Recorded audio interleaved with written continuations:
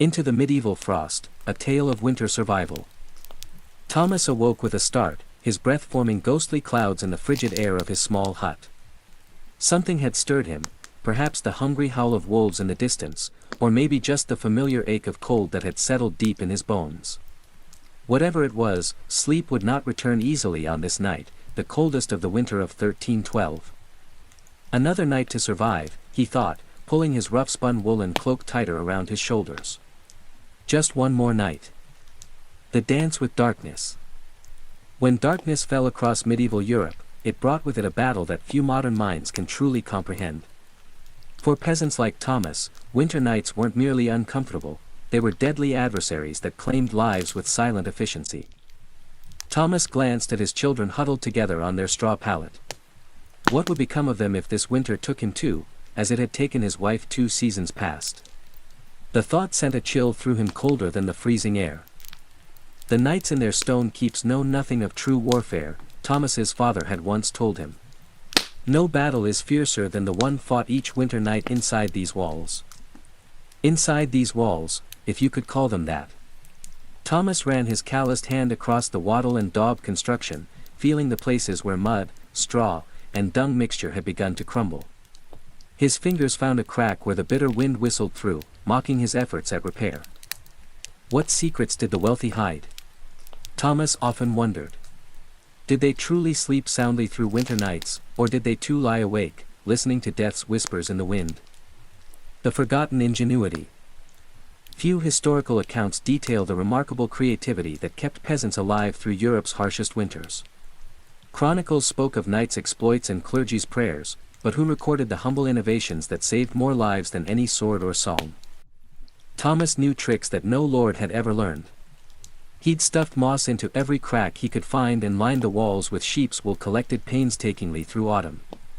Near the hearth, he'd built a carefully constructed reflector of salvaged metal, directing precious heat back into the room rather than letting it escape up the chimney.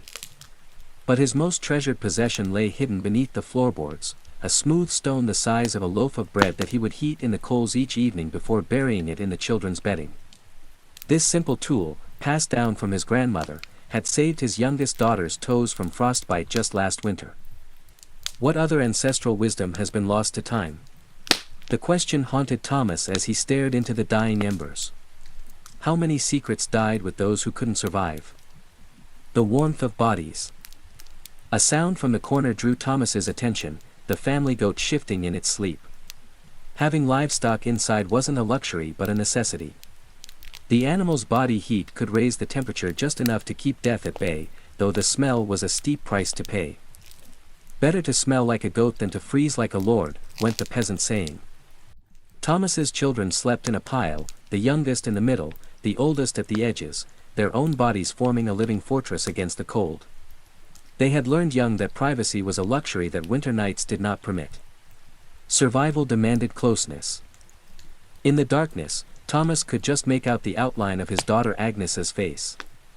At 12, she was already developing the hard lines of someone who understood life's harshest realities. Last week, she had come home with a secret, a technique learned from the miller's wife for weaving dried grass into insulating mats so tight that even the north wind couldn't penetrate them. What drives such innovation?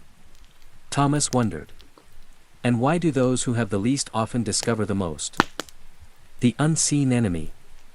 The true enemy wasn't just the cold that swept down from northern skies. It was the insidious chill that rose from the ground itself, an enemy impossible to escape. Medieval peasants didn't sleep on raised beds with plush mattresses. They slept with only a thin layer of straw between their bodies and the frozen earth. That ground cold was different, it seeped into joints, crystallized in lungs, and seemed to freeze the very marrow in one's bones. Thomas had seen men stronger than himself laid low by this unseen enemy. Healthy in the evening, dead by dawn, their bodies stiff as winter oak, their faces frozen in expressions of surprise, as if death had taken them unaware. The cold beneath claims more than the cold above, his mother used to say, and Thomas had seen the truth of it too many times. What tales do the dead carry with them? Thomas often pondered. What warnings would they give if they could speak once more? Last winter, the priest had found old Matilda frozen in her bed, her fingers bloodied from her final effort to stuff rags into the cracks of her door. No one spoke of how she died alone, but everyone reinforced their doors that evening. The price of survival. Thomas stirred the dying embers with a stick, coaxing a small flame back to life. Wood was precious, too precious to waste on comfort alone. Each log represented hours of labor and had to be rationed with excruciating care. Villages had strict rules about woodcutting. Take too much, and spring would find your family starving when you couldn't plow. Take too little, and winter would claim you before the first thaw. Thomas had seen neighbors steal from each other's woodpiles in desperate times. He'd witnessed lifelong friendships shatter over a single log. Winter didn't just test bodies, it tested souls. The cold reveals what summer conceals, went another peasant proverb. Thomas had seen its truth in the eyes of men who'd done unthinkable things to keep their children warm. What sacrifices remain unspoken, buried beneath the snow of centuries past? Thomas knew such tales would never reach the ears of chroniclers and monks. A mystery of survival. As the night deepened and the temperature plummeted further, Thomas felt that familiar tightening in his chest, part fear, part resolve. The real mystery wasn't how some peasants died in winter, it was how any survived at all. With walls that let in the wind, floors that emanated cold, clothing inadequate for summer rain let alone winter frost, and food stores dwindling by the day, their survival defied explanation. Yet survive they did, generation after generation, through winters that froze rivers solid and killed wolves in the forest. They endured conditions that would break the spirit of the hardiest modern person, armed with nothing but ingenuity, community, and a stubborn refusal to surrender. Thomas looked toward the small window, a hole really, covered with a scraped animal bladder that offered minimal protection from the elements. Through it, he could see the first hint of dawn lightening the eastern sky. Another night survived. But as the new day's light began to creep across the frozen landscape, revealing the bitter beauty of a world transformed by ice and snow, Thomas couldn't help but wonder about the night to come, and the next, and the one after that. Winter had only just begun. The true test still lay ahead.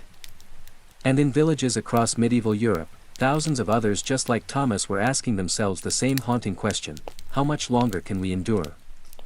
It was now part of the permafrost. Medieval peasants tried to fight this grim battle in a few ways. One method was layering thick mats of straw across the floor if you could afford it. Or more realistically, if you could steal enough of it from your neighbor's field without getting caught, you might have a decent insulating barrier. But straw flattened fast, got moldy even faster, and added an extra crunchy soundtrack to your already miserable nights. Some homes layered dried rushes onto the dirt instead. Every so often, they would throw fresh rushes on top without cleaning out the old ones. Over time, this created a fascinating ecosystem of decomposing plants, fleas, and whatever mystery creatures decided to move in. It was basically medieval carpet padding. If your carpet was alive, slightly damp, and smelled like a wet dog. Beds, for those who had them, didn't solve much. They were usually little more than wooden frames packed with, you guessed it, more straw or hay. Instead of cozy mattresses, you had poking, shifting, crunchy layers that did little against the cold radiating from below. Tossing and turning wasn't about comfort. It was a desperate, awkward dance to keep blood flowing and avoid freezing one side of your body. The truth is, medieval peasants didn't conquer the icy ground so much as learn to live uncomfortably above it. A good night's sleep wasn't about dreams or softness. It was about waking up with all your toes still attached. And if you could pull that off, hey, you were doing better than most. If medieval homes had a single hero during winter, it wasn't the roof or the walls, or even the brave layers of dirt and dung insulation. It was the hearth, a crackling, stubborn fire pit that served as the only real defense against the cold, the darkness, and the general gloom of medieval life. At the center of nearly every peasant home was a simple fire. No fireplace with a fancy stone mantel, no neat chimney sweeping the smoke skyward. Instead, you had a basic pit or pile of stones, some half-burned logs, and enough smoke pouring into the room to make you wonder if you were slowly becoming a ham. That's right. Most homes didn't even have chimneys. Smoke just kind of did its best. It drifted out through small holes in the roof, cracks in the walls, or right into your lungs if it was feeling lazy that evening. It wasn't ideal for breathing or your overall lifespan. But on the bright side, it did a great job of fumigating fleas and other unwanted guests. Who needs pest control when you're marinating in smoke 247? The hearth wasn't just about warmth, either. It was the kitchen, the light source, and sometimes even the medieval version of a television. People sat around the fire telling stories, gossiping, or just staring into the flames because, frankly, there wasn't much else to do after sunset. Keeping the fire alive wasn't just a nice idea. It was mandatory. Letting the fire die out at night was like putting up a sign for the cold to come in and finish you off. Plus, reigniting a fire in winter wasn't as easy as striking a match. You had to work with flint, steel, kindling, and more prayers than you'd ever offered before. Everyone in the family had a duty. Stoking the flames, watching the embers, adding peat, sticks, or if you were lucky, a precious piece of dry wood. It was a constant battle between human persistence and the smothering cold that wanted nothing more than to snuff you out. The hearth didn't guarantee survival, but without it, survival was downright impossible. It was a smoky, sputtering, often disappointing little fire. But in a medieval winter, it was the beating heart of hope. If there was one thing medieval peasants feared more than running out of ale, it was letting the fire go out overnight. Without that warm, flickering lifeline, the cold would creep in faster than a tax collector after harvest. And in the dead of winter, restarting a fire from scratch wasn't just inconvenient. It could be deadly. Matches didn't exist yet. Lighters dream on. Rekindling a fire meant striking flint and steel together, praying for a single precious spark, and then coddling that spark with tender love and whatever dry kindling you hadn't already burned days ago. Imagine trying to do all this in the freezing dark, half asleep with frozen fingers. Now add a hungry wolf howling in the distance for extra motivation. So peasants got smart. They banked the fire. No, not in a cozy savings account. Banking meant carefully burying the embers under a mound of ash right before bed. The ash acted like a blanket, insulating the glowing coals and keeping them alive, just barely, until morning. If you did it right, you could stroll over at sunrise, poke the pile a little, add fresh wood, and voila, fire without the frostbite. But if you did it wrong, well, let's just say mornings got a whole lot colder and a whole lot grumpier. Fire banking was an art passed down from parent to child like a prized family recipe. Everyone had their own little secrets. Some said use dry ash only. Others insisted a bit of dampness was key. Some packed the embers tight. Others let them breathe. You could practically start a medieval argument just by suggesting a better fire banking method. It was the ancient version of arguing over barbecue techniques, just with slightly higher survival stakes. Sometimes banking the fire wasn't enough. A howling wind might sneak through a crack and snuff it out anyway. Or a clumsy sheep might stumble into the hearth. Yes, it happened. That's why some families took turns getting up in the night to check the coals. Basically the medieval equivalent of sleepwalking to the thermostat. In the end, fire banking was less about mastering nature and more about buying just a few more precious hours of warmth. And if you woke up to even a single surviving ember, that was your victory right there. And enough to face another day of battling the cold. In medieval times, the phrase, "the more the merrier," wasn't just about parties. It was a winter survival tactic. When the fire sputtered and the freezing winds whistled through every crack, there was one surefire source of warmth. Each other. And if that meant sleeping cheek to cheek with your entire family, neighbors, livestock, and possibly a very confused goose, so be it. Forget about personal space. Privacy wasn't even a concept. On the coldest nights, the goal wasn't comfort. It was don't wake up frozen to the floor. Entire households piled into the warmest corner of the house, wrapped in whatever scraps of cloth they could find, and formed what could best be described as a desperate, snoring human lasagna. Younger kids squeezed in between parents, grandparents snuggled under the outer layers, and if Cousin Ethel showed up unexpectedly, well, there was always room for one more. If you were lucky, you got to sleep in the middle, where body heat radiated from all sides. If you were unlucky, you were on the edge, the medieval equivalent of sleeping next to the door of a meat locker. And woe to the person who moved too much during the night. You shift once to get comfortable, and suddenly you've knocked Aunt Maud into the freezing draft by the wall. Congratulations, you're now the family villain. Sometimes even bedding was shared. A communal straw mattress that slowly flattened under the nightly weight of multiple generations. And because hygiene wasn't exactly winning any awards back then, let's just say it wasn't the most fragrant sleeping arrangement. But hey, when it's you versus frostbite, you stop being picky. Body heat wasn't just nice, it was strategic. Some medieval guides even recommended deliberately arranging the strongest, warmest people on the outside of the group, like human shields against the cold. Babies and frail elders were tucked deep in the center, treated like the precious little heat generators they were. This wasn't just about survival, though. Over time, it became part of daily life, part of family bonding.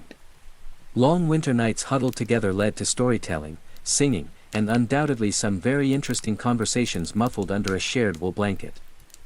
So, next time your sibling steals your blanket or your dog hogs the bed, just remember, at least you're not fighting for elbow space between a snoring uncle and a particularly judgmental goat. If you thought modern roommates were a challenge, medieval peasants would like to introduce you to their winter housemates. Cows, goats, pigs, chickens, basically anything with a pulse and a little bit of body heat. Bringing animals indoors wasn't just a quirky village tradition. It was vital for survival. Livestock generated warmth, and in a poorly insulated havel where the wind howled louder than your stomach, every little degree mattered. Plus, if your goat shared a wall with you, it was slightly less likely to get stolen by a neighbor in the dead of night. 2 birds, 1 stinky stone. At night, the house became a chaotic living furnace. Chickens nested in corners, pigs snorted near the hearth, and cows lounged luxuriously against the walls, chewing cud like they paid rent. It wasn't glamorous. Far from it. If you've ever been stuck in a car on a summer road trip with someone who forgot to shower, imagine that. But it's a cow. It's winter. And there's literally nowhere else to go. The smell's legendary. By springtime, the perfume of a shared winter was something fierce. You didn't need to light a candle. Your nostrils were already on a wild ride. But medieval peasants developed a selective nose. They didn't complain much because they knew one uncomfortable truth. The more animals inside, the fewer frozen toes in the morning. Certain animals even had prime spots. Cows, being the biggest and warmest, usually took center stage near the family. Goats were allowed closer in for their warmth. And because goats, being goats, would find a way inside anyway. Chickens roost in rafters or old baskets, and pigs, well, pigs, didn't care. They plopped down wherever they pleased, probably right in the middle of the floor. Of course, sharing your bedroom with livestock wasn't without hazards. Imagine drifting off peacefully only to be rudely awakened by a chicken deciding your hair makes a good perch or stepping barefoot into something suspicious first thing in the morning. Yes, medieval mornings could be full of surprises. Still, despite the noise, the smells, and the occasional hoof to the ribs, peasants understood the simple math. Cold kills and cows cuddle whether they want to or not. In the battle against winter's icy fingers, a warm, slightly slobbery cow breath was often the deciding factor between life and death. In medieval winters, fashion wasn't about looking good. It was about not dying. Peasants weren't flipping through the latest trends. They were layering up like they were preparing for battle against the Grim Reaper himself. The rule was simple. If you owned it, you wore it. Sometimes all at once. First, the basic undertunic, a scratchy, probably not too clean linen shirt. Over that, a thicker woolen tunic. Then another, if you had it, add some leggings that sagged at the knees, a rough cloak draped over your shoulders, and if you were really lucky, a patched-up sheepskin thrown on top like a prize trophy. Congratulations! You are now approximately 10% warmer and 90% itchier. Boots were a luxury. Many peasants wrapped their feet in layers of cloth or old rags and stuffed them into wooden clogs. If the cold still bit through, well, you just added another rag and hoped you didn't lose a toe. And forget about washing all these layers. Washing your clothes in the middle of winter meant dragging them to a frozen stream, smashing through the ice, and then waiting 2 days for your only shirt to dry. If it didn't just freeze into a tragic shirt cycle, most peasants wisely decided that smelling like a mix of smoke, sweat, and sheep was a small price to pay for not freezing solid. Interestingly, the dirt and grease buildup had a bonus feature: insulation. That grimy layer locked in body heat. It was like a medieval Gore-Tex jacket, just smellier and far less socially acceptable today. Hats, scarves, and gloves were prized treasures. A simple woolen cap could mean the difference between making it through the night or waking up with hair frozen to the wall. Gloves were often homemade from whatever scraps of leather or fabric people could scourge. Sometimes looking more like sad puppet costumes than anything fashionable. Children were especially swaddled until they resembled overstuffed turnips waddling awkwardly around the house. The goal was to trap as much precious body heat as possible.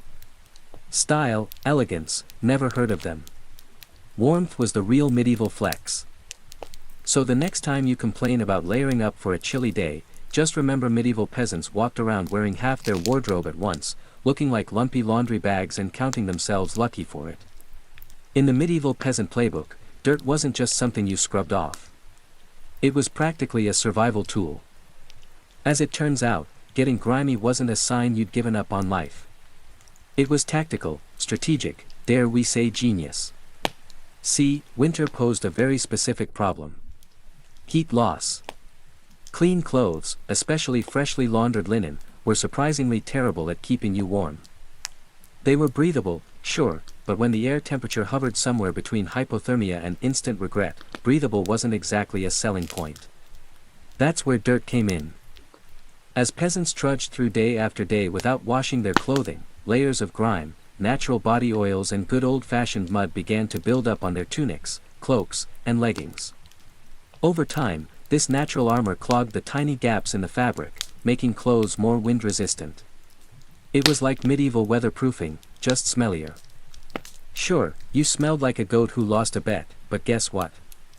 You were warm. In fact, some medieval folks believed that washing yourself too often in winter could actually make you sick. Better to keep that protective holy filth barrier intact. Bathing was rare, laundry even rarer, and soap when it existed was reserved for serious occasions like when the bishop showed up or maybe right before you died. Adding to the strategy, peasants layered their clothes without changing the ones underneath. You just threw your new layer on top of last month's. Eventually, you became a walking museum of the past 6 weeks. Every stain telling the heroic story of that one time I slipped in the mud but didn't die. To outside observers, medieval peasants might have looked and smelled like they had completely given up on hygiene, but the peasants knew better.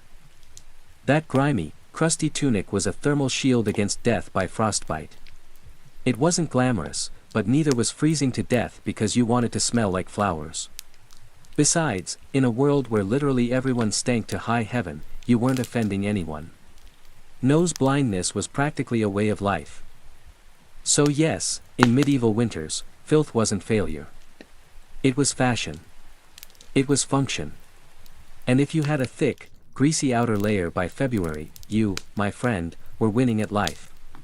If you thought medieval peasants spent their winters tucked into plush feather beds with embroidered quilts, think again. The reality was a bit more rustic. And by rustic I mean let's sleep on a pile of dead plants and hope for the best. Beds in the medieval peasant world were usually a rough wooden frame if you could afford one covered with a big sack stuffed full of straw, hay, or old rushes. That's it. No memory foam, no orthopedic support, no 5-star hotel experience. Just a crunchy, lumpy, slightly pokey mess that smelled faintly of barnyard and regret. Every toss and turn in the night brought a delightful soundtrack of crinkling straw and the occasional sharp jab from a rogue stalk. Some peasants even skipped the wooden frame altogether and just threw the straw straight onto the dirt floor, creating a luxurious groundal sleeping experience that modern influencers would probably rebrand as earth-connected slumber. The straw mattresses weren't just uncomfortable. They were temporary. Over time, the straw flattened, grew moldy, attracted bugs, and generally turned into a biological hazard zone.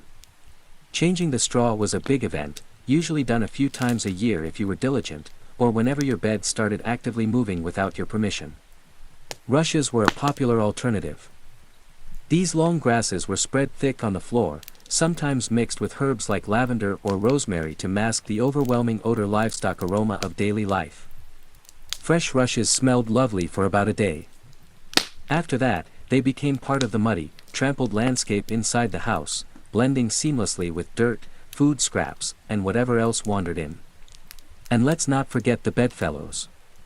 Fleas, lice, and other charming critters loved straw bedding almost as much as the peasants did.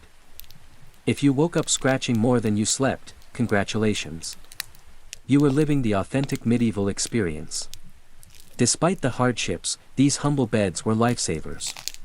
Piles of straw provided a crucial insulating layer against the frozen earth. And clumping together atop them created pockets of shared body heat. Medieval central heating at its finest. So next time you sink into your soft, supportive mattress, just remember somewhere out there a medieval peasant is looking down at you from history, grinning through a mouthful of missing teeth and saying, "Must be nice." When you live in a house made of sticks, mud, and optimism, you quickly learn that winter breezes aren't just a nuisance. They're personal attacks. Medieval peasants didn't just fight the cold from the outside. They fought it from inside their own homes, armed with nothing but whatever they could cram into the cracks. And trust me, there were a lot of cracks. Walls warped, mud crumbled, thatch sagged. The cold seemed to find new places to sneak in every night, like a mischievous poltergeist with a grudge. Sealing up the house became an art form. Peasants stuffed gaps with moss, straw, scraps of old cloth, bundles of dry grass, and sometimes even animal hair. If it was soft, squishy, or vaguely insulating, it was jammed into a hole somewhere. Some particularly determined souls daubed extra layers of mud and dung over the outside of their walls as an annual winter project. Imagine standing there in freezing weather, slapping cold manure onto your own house while muttering, "This is fine. This is luxury." Because in a way it was. Roof leaks were another battlefield. Thatch, while cheap and plentiful, wasn't exactly waterproof, especially after a few seasons of rain and snow. Peasants would plug holes in the roof with spare bits of cloth, bundles of reeds, or in moments of true desperation, chunks of turf stolen from the nearest field. Every home eventually started to look like a slightly sad patchwork quilt made by someone who gave up halfway through. Doors, windows. If you had them, you were lucky. But even then, they were little more than wood planks hung by iron nails and sheer stubbornness. Window holes were often covered with animal hides or thick cloth soaked in animal fat to block out the worst drafts and add a bonus aroma of mystery meat to the living space. Every night was a battle between human ingenuity and the relentless sneaky cold. One minute you were warm, the next minute a sudden gust would find the one spot you missed, slapping you awake like a frosty hand of doom. Yet somehow, through cleverness, stubbornness, and a refusal to accept, slightly frozen, as a permanent state of being, medieval peasants patched, stuffed, and muddled their way through the worst winters nature could throw at them, one muddy handful at a time. When the cold bites hard enough to keep you awake at night, medieval peasants had a solution. Don't even try to pretend everyone's sleeping at once. Instead, they developed a survival strategy that today would make any military commander proud: sleeping in shifts. It wasn't some grand organized system with whistles and roll calls. It was far simpler and much more desperate. Half the household stayed awake, tending to the fire and patching up stray drafts, while the other half curled up under threadbare blankets and hay, trying to catch a few precious hours of half-frozen sleep. The fire needed constant attention. Left alone, it would die down, and restarting it, remember, was about as easy as getting a stubborn donkey to dance. So, someone had to be on Ember Patrol. And since no one wanted to get up once they were finally warmish, families rotated shifts. You dozed for a few hours, got elbowed awake, then stumbled over to the hearth to poke, prod, and curse the fire back to life while trying not to step on a goat. The rotation wasn't glamorous.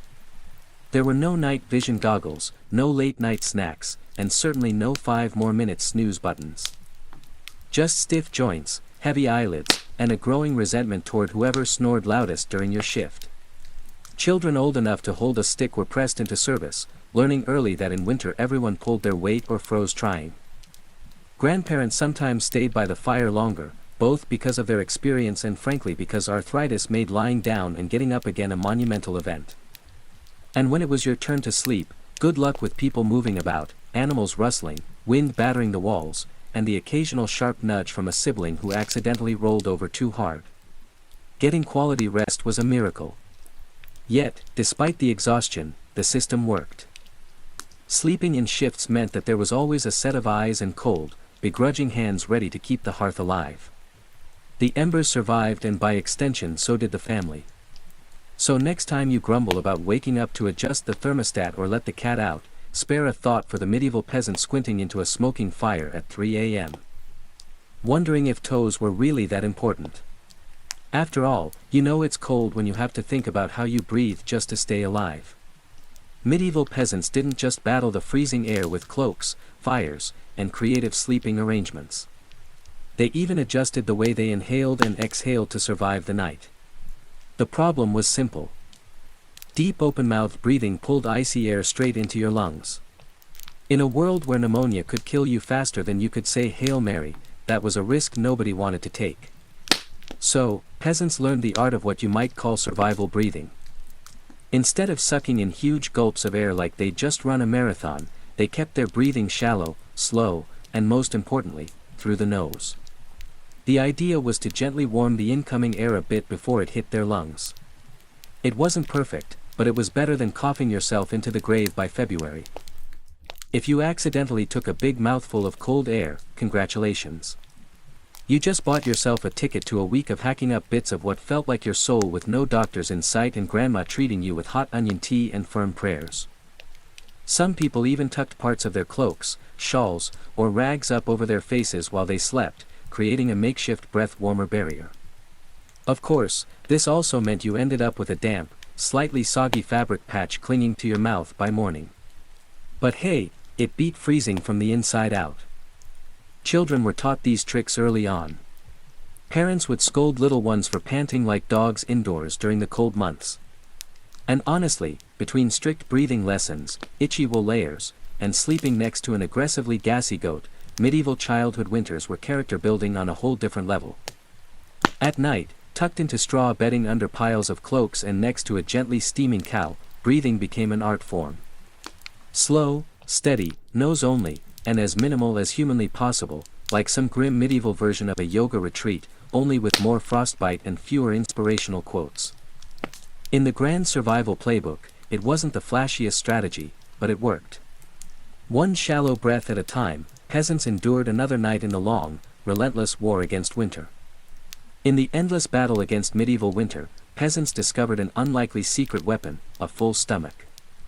Turns out, one of the best ways to fight off the cold wasn't another scratchy wool cloak. It was stuffing yourself with something hearty and heavy right before bed. Calories meant warmth. The more your body had to digest, the more it heated itself up doing the work. It's basic medieval thermodynamics. Eat a heavy meal, generate internal heat, and maybe, just maybe, survive until morning without turning into a peasant-shaped popsicle. So, what did medieval peasants pile onto their plates before a long freezing night? Think thick stews, heavy with root vegetables like turnips, onions, and parsnips. Grains were lifesavers, too. Oat porridge, barley grl, or dense chewy rye bread. If you were especially lucky, say after a festival day or a generous slaughter, you might even get a hunk of salted pork or a slice of dried sausage thrown into the pot. This wasn't comfort food in the Instagram sense. No delicate presentation, no artisanal garnishes. It was one enormous, vaguely brown meal designed to sit in your gut like a friendly brick, slowly burning through the night and keeping you just a little bit warmer. It wasn't just about eating a lot. It was about eating smart. Foods that took longer to digest provided a slow, steady trickle of warmth. Fatty foods were particularly praised, not just for the energy they provided, but because fat burns slower than lean meat. A belly full of stew, bread, and a questionable amount of lard. Peak medieval winter luxury. Parents made sure even the pickiest children ate heartily. Nobody cared if little Thomas didn't like turnips. You ate the turnips, or you shivered through the night thinking about how much you missed the turnips. Harsh but effective parenting, medieval style. Of course, heavy nighttime eating came with its own hazards. You might be warmer, but you were also risking a night of vivid, bizarre dreams fueled by a stomach trying desperately to process an entire field's worth of cabbages. Was it worth it? Absolutely. Because in the end, peasants weren't aiming for a Michelin star meal. They were aiming to survive. And if that meant going to bed full, bloated, and breathing gently through your nose next to a steaming cow, well, that was just another night in the ongoing quest to see another frosty sunrise. Long before electric blankets and fancy heated mattress pads, medieval peasants had to get creative if they wanted a little extra warmth at bedtime. And that's how the humble hay box and the ever-glamorous heated stone became winter's unsung heroes. Let's start with the hay box. It sounds rustic, and it absolutely was, but the idea was pure genius. Peasants would take a sturdy wooden box, line it thickly with hay, and use it to store food that had been cooked earlier, keeping it warm for hours. Leftover stew, hot porridge, toss it into the hay box, cover it up, and it stayed hot enough for a late-night snack without needing to risk reigniting the fire.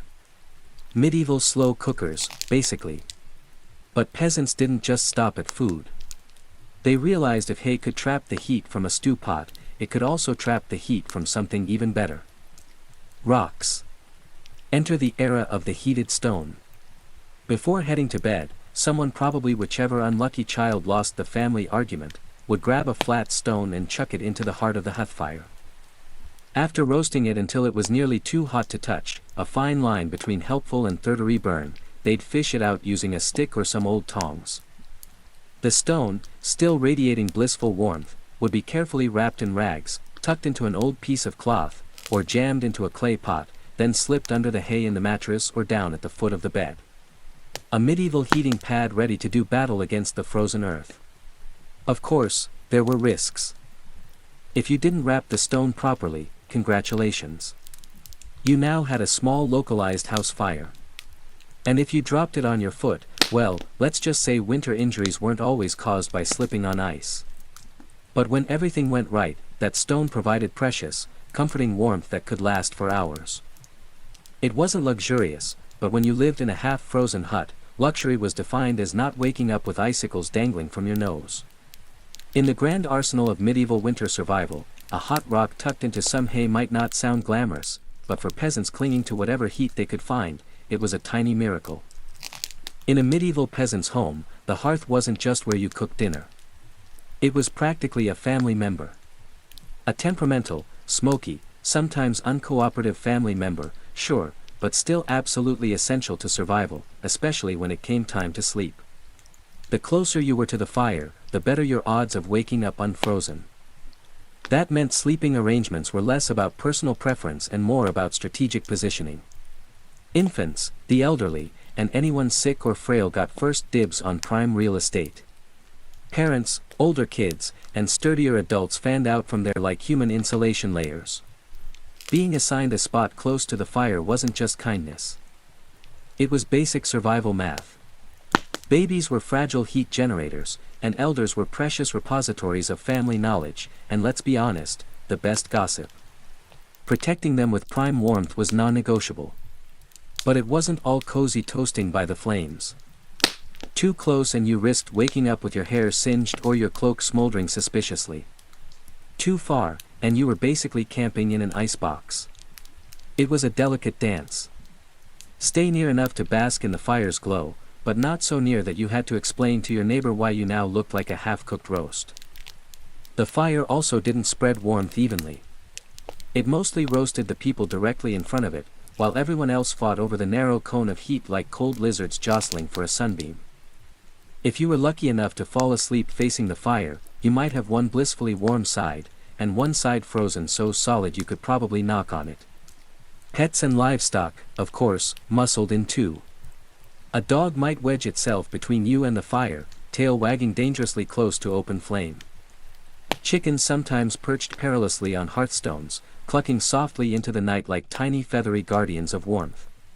Every crackle of the logs, every shift of glowing embers was a tiny promise. You're still alive. You're still warm for now. And so peasants drifted into uneasy sleep, lulled by the fire's pops and hisses, each breath forming small clouds in the frigid air beyond the fire's fragile circle. It wasn't perfect. It wasn't comfortable, but it was life, clinging to warmth by a thread of glowing coals. In the medieval world, no one survived winter alone unless they wanted to become a very stylish frozen statue by January. Survival wasn't just a family affair. It was a village project. A messy, muddy, loud collaboration where everyone's warmth and life depended on everyone else. The peasants knew that in the dead of winter, a strong fire and a pile of hay could only do so much. If your neighbor's house went dark, you noticed. If the smoke from old Tom's hearth suddenly stopped curling into the sky, someone went to check. And not just because Tom owed you a chicken, though that might be part of it, but because community meant survival. Villages had unofficial winter watchers, often the young or the elderly, who couldn't work the fields, but could keep an eye on who was coughing too hard, who hadn't come to barter at the market in a few days. Or whose home looked a little too still in the morning frost. These people were the medieval version of neighborhood patrol, minus the reflective vests, plus a lot more sheep. If a family's fire went out, it was a near emergency. A good neighbor would rush over with a glowing coal bundled in rags, or better yet, invite them into their own smoky, overcrowded hut for the night. Yes, it meant squeezing an extra 4 bodies into an already cramped space, but it was better than finding frozen friends come spring thaw. Communal food stores played a role, too. During especially brutal winters, villages sometimes pulled their last salted meat, grain, and dried vegetables. It was grim charity. No one had much, but a few communal meals could be the difference between staggering into spring or not. Even children understood the stakes. They helped deliver wood, shared embers, and ran urgent messages when someone needed help. No one was too small or too tired when winter came knocking. Sure, medieval villages weren't all sunshine and hugs. Feuds happened. Disputes over land, goats, or who borrowed whose good cooking pot never really went away. But when the nights grew deadly cold, old grudges were often quietly shelved. After all, a rival was still worth saving because tomorrow it might be you needing rescue. In the icy heart of winter, the village became one big, stubborn family. Sometimes dysfunctional, often hilarious, always fiercely determined to survive together. One muddy boot, one crackling ember, one frozen smile at a time. When medieval peasants faced the merciless cold of winter, they didn't just pile on cloaks or stoke the fire. They prayed a lot. Because when the wind howled like wolves outside your paper-thin walls and the fire shrank into sullen embers, you wanted every possible advantage, including a little divine intervention. Faith wasn't just a Sunday affair back then. It was woven into every frozen breath. Before crawling under layers of straw and scratchy wool, families would kneel together, offering up hurried prayers to keep the fire burning, the roof intact, and their toes attached by morning. Saints became more than distant holy figures.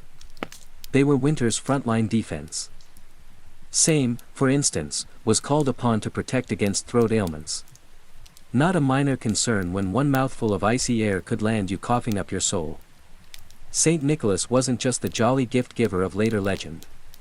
He was also asked to protect households from sudden ruin during the lean, deadly months. Superstitions wrapped themselves snugly around daily survival. Some families sprinkled a little holy water near the hearth before sleeping, hoping it would protect against evil spirits or at the very least mischievous drafts. Others marked doorways with blessed chalk after certain feast days, pleading for warmth and luck to find their way inside. Candles played a role, too. Special vigil candles, often blessed by the local priest or the most pious old woman in the village, were sometimes kept burning throughout the night, a flickering plea against the cold darkness clawing at the walls. And of course, no serious winter prayer session was complete without a few promises.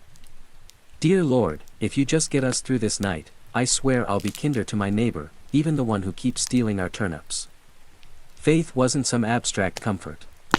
It was a daily urgent conversation. The peasants weren't asking for luxury, just survival. A little heat, a little food, and one more day to muddle through until spring broke the frozen grip on their tiny villages. It was simple raw hope whispered into the smoky rafters, tangled in breathless prayers, and tucked under itchy blankets that somehow carried them through the endless, merciless nights of winter. For all the ingenuity, prayers, and stubbornness medieval peasants threw at winter, the truth was chilling. Sometimes it wasn't enough. And when winter won, it didn't just take a few unlucky souls. It took entire families, whole villages, vanishing them into silence beneath a heavy shroud of snow and ice. Some winters were particularly cruel, like the infamous Great Famine winter of 1315, when rains destroyed crops, livestock starved, and freezing temperatures turned an already brutal existence into a slow, grinding disaster. People were so desperate that stories whispered of eating shoe leather, bark, and in the most horrifying cases, each other. Failure to keep the fire alive wasn't just an inconvenience. It was often a death sentence. Without the hearth's meager warmth, families huddled together for the final time. Neighbors would sometimes stumble across whole households in spring. Bodies still locked in one another's frozen embrace, as if trying to share just a little more heat until the very end. Houses themselves could collapse under the weight of heavy snow or battering ice storms. A roof giving way in the middle of a frozen night wasn't just catastrophic. It was often fatal. Dragging yourself through thigh-deep snow to beg shelter from neighbors wasn't a guarantee either. Especially if those neighbors were already stretched to the breaking point. Disease loved the cold, too. Starvation weakened the body, and cramped, smoky homes turned into breeding grounds for pneumonia, bronchitis, and other deadly infections. A simple cough in December could easily be a funeral by January. And then there was the quiet horror, frostbite. Fingers, toes, even ears blackened and died while still attached to their owners. Some villagers survived winters at the cost of their limbs. A grim badge of honor that said, "I made it through, but winter took a piece of me." Yet, what's most haunting isn't just the death, it's the eerie normalcy of it. People accepted that each winter, some among them wouldn't see the thaw. Death wasn't unexpected. It was just another neighbor at the door, wrapped in frost, waiting its turn. Even amid the bitter cold and constant threat, medieval peasants pressed on, stubborn, grieving, clinging to life. Because as long as there was one ember left in the hearth, one breath hanging in the frozen air, there was still a fight worth fighting. When we look back at medieval peasants, those muddy, frostbitten survivors of endless winters, it's tempting to see only their hardships, the cracked hands, the frozen toes, the smoke-choked huts. But buried beneath all that struggle is something far more powerful. A legacy of raw, stubborn ingenuity and unbreakable endurance. They didn't have central heating, thermal jackets, or cozy memory foam mattresses. They didn't even have the luxury of assuming they'd survive until spring. But what they did have, and what they left behind, was the blueprint for resilience. Every hazed-head mattress, every hand-banked fire, every moss-crammed wall gap was a testament to human creativity under pressure. Faced with impossible odds, they didn't collapse in despair. They adapted. They learned from the land, from each other, and from the bitter lessons carved by each brutal winter. Their communities were built on more than shared land. They were built on shared survival. They taught each other to watch over the sick, to pull resources when food ran low, to trust that helping a freezing neighbor today meant someone might help you tomorrow.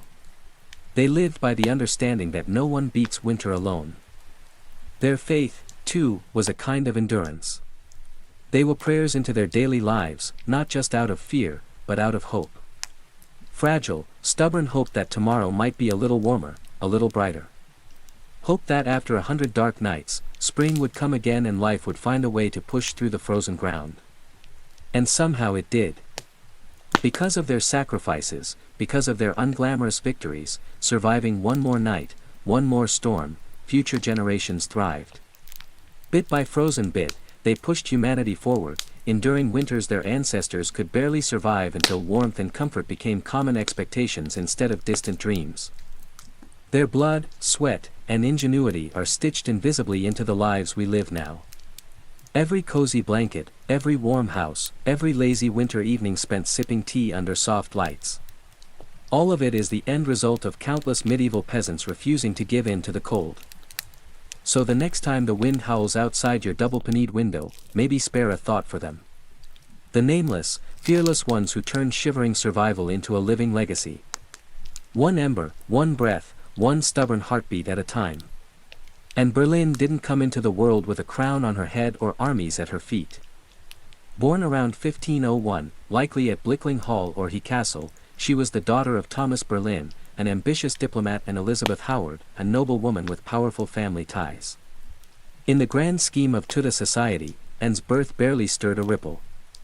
Yet from these modest beginnings, something extraordinary was taking root. A life that would one day tilt the course of English history. From an early age, Anne was set apart not by her wealth, but by her mind. She was clever, spirited, and by all accounts, magnetic. Recognizing her potential, her family sent her abroad to the continent, where her education truly began. First, she served Margaret of Austria in the glittering court of the Netherlands, an experience few English girls could dream of. There, Anne absorbed the art of diplomacy, refined manners, and the subtle dance of European politics. But it was in France that Anne's brilliance was truly polished. She spent years in the sophisticated courts of Queen Claude and Queen Marguerite of Navarre, learning the language of influence, elegance, flirtation, wit. While other young women perfected their embroidery, and mastered conversation, intrigue, and the art of commanding attention without ever seeming to seek it. By the time she returned to England in the early 1520s, Anne was something rare, a woman who could rival the sophistication of continental courtiers while carrying the ambition of a rising English house. She wasn't a classic beauty.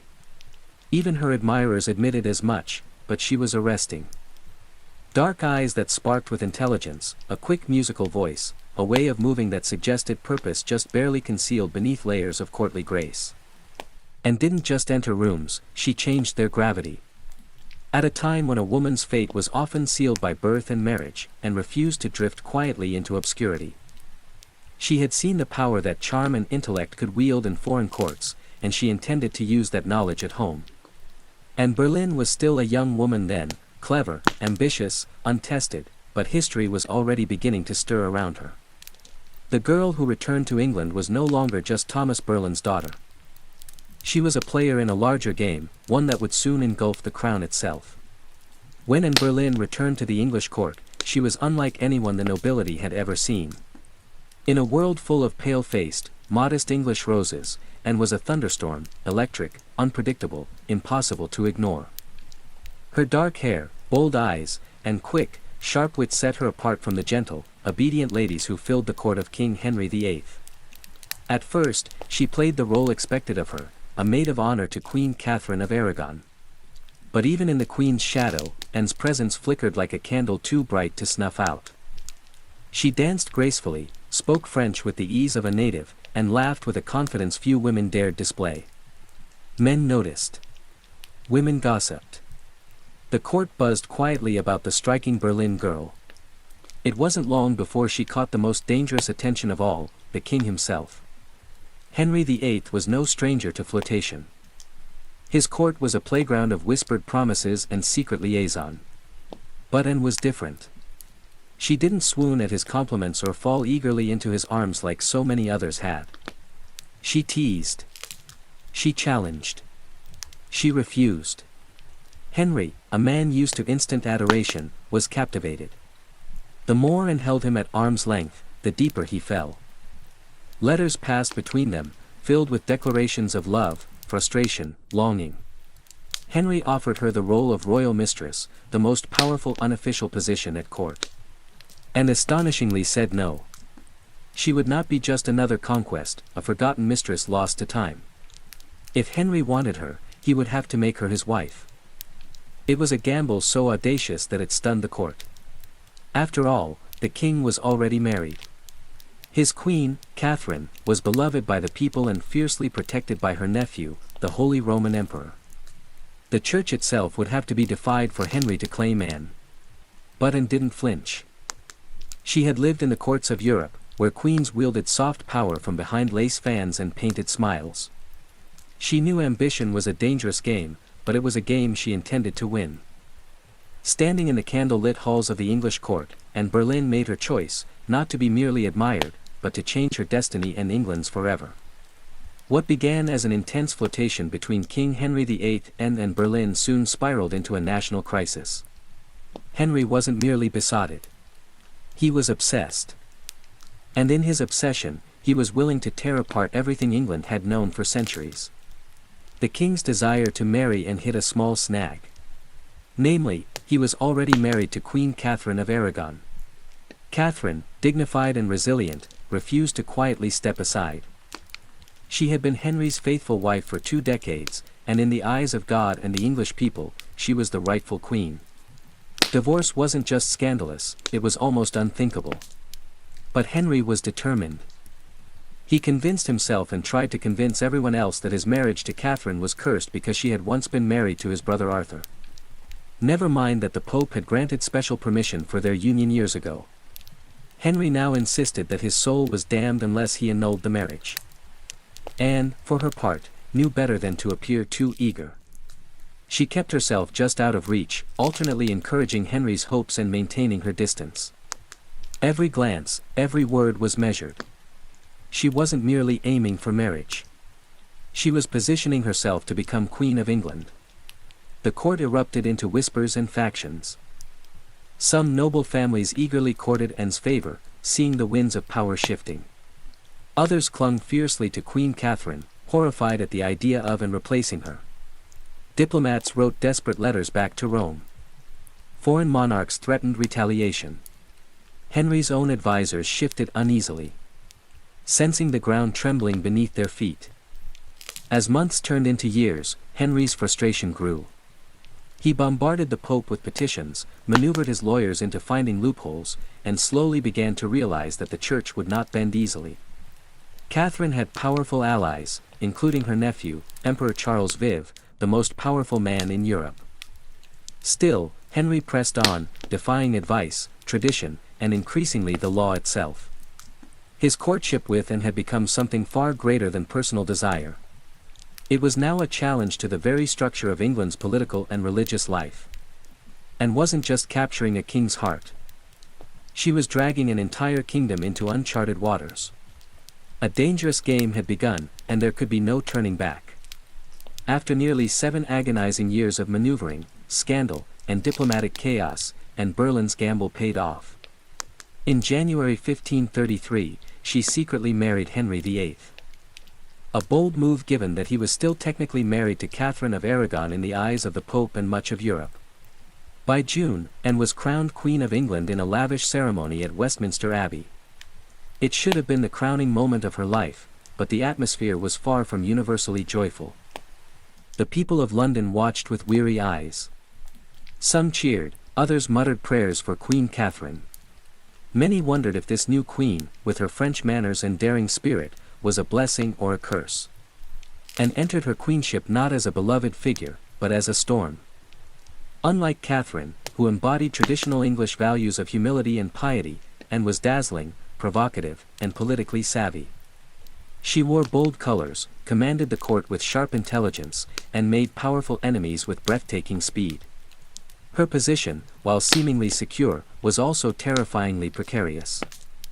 Everything rested on one thing: providing Henry with a male heir.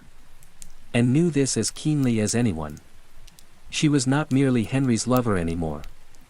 She was the hope of a dynasty. Early in her pregnancy, Anne and Henry were elated, certain the child would be a boy. But in September 1533, Anne gave birth to a daughter, Elizabeth. To Anne's credit, she masked her crushing disappointment with grace, insisting the next child would surely be a son. Henry, however, was less composed. His eyes, once full of adoration, now flickered with doubt. Still, for a time, Anne's star burned brightly. She reshaped the English court in her image, elevating her family to unprecedented heights and becoming the first queen in English history. Crowned with the sacred oil usually reserved for kings. Her influence was vast. Foreign ambassadors sought her favor. Courtiers reshuffled alliances to be in her good graces. The once obedient Henry began moving England officially away from Rome, creating the Church of England with himself at its head. All so that Anne's crown could not be questioned. Yet even in her triumph, dark clouds gathered. Friends whispered behind their hands. Rivals circled, waiting, and Henry, fickle and restless, was already beginning to look beyond the brilliant woman who had rewritten the kingdom for him. And had won the throne, but keeping it would demand more than charm, ambition, or even love. And Berlin had climbed higher than almost any woman of her time.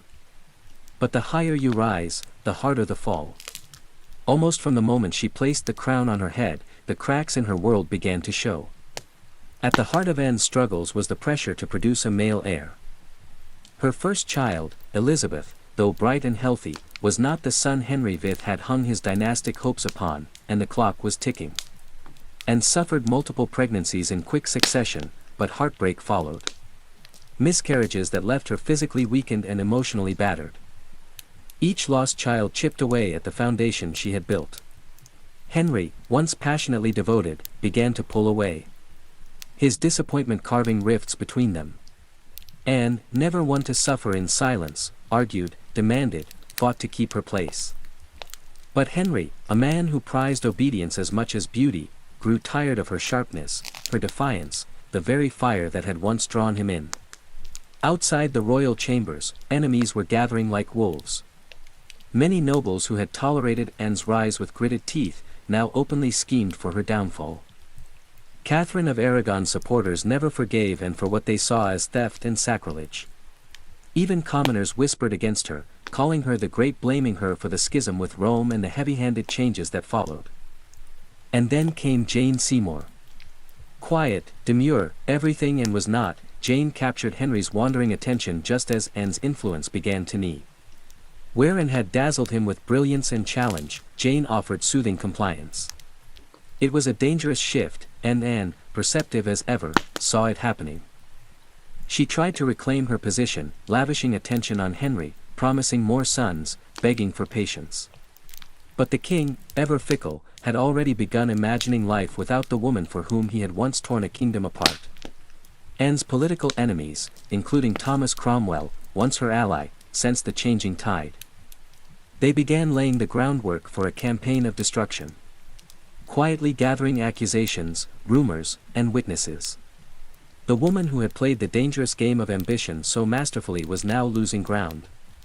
And had won her crown through cunning and courage. But in the brutal shifting world of Henry's court, past victories meant little. Only fresh success mattered, and Anne's enemies were sharpening their knives. The queen who had shattered a kingdom would soon see how quickly a kingdom could shatter her.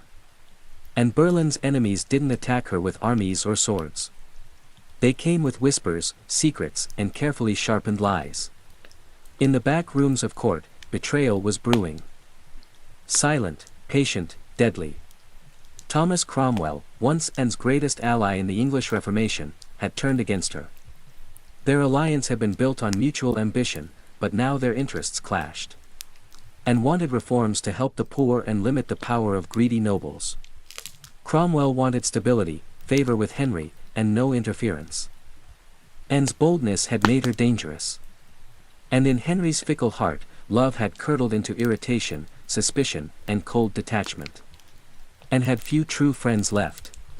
Even her charm, once her greatest weapon, now grated against the court's hunger for a gentler, more pliable queen. And Jane Seymour, quiet and calculating, waited just out of sight. The perfect contrast to Anne's fading fire. It was Cromwell who moved first, knowing Henry was restless, knowing that the king wanted an exit, but lacked a convenient excuse. Cromwell offered a solution.